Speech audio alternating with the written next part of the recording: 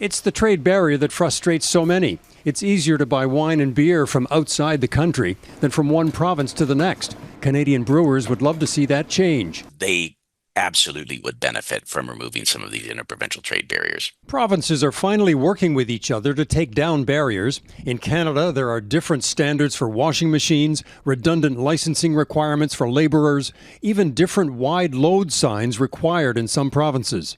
Every year, the Canadian Federation of Independent Business looks at how governments are doing on internal trade. Its latest report card, Nova Scotia gets an A. It's done more to accept professional credentials and business licenses from other provinces. Ontario also gets an A for eliminating exceptions like business regulations.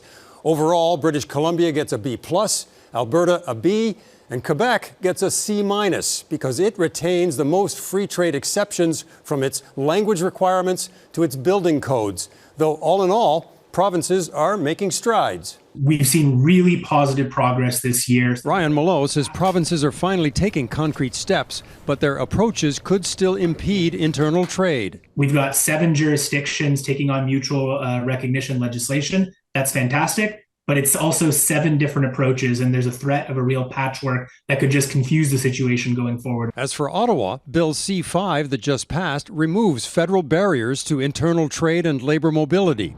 But the federal government only gets a B from the CFIB, in part because of uncertainty over how it will work.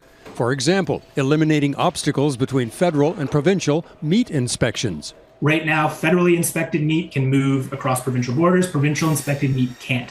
It's the CFIA that is in charge of that. The devil will be in the details on the federal side, but what we are going to be watching for is what do those regulations that follow up the bill look like? Mallow says simply, standards, rules, and training qualifications in one province should be good enough in any province. He's watching to see if Ottawa and the provinces deliver on their plan for mutual recognition by December of this year.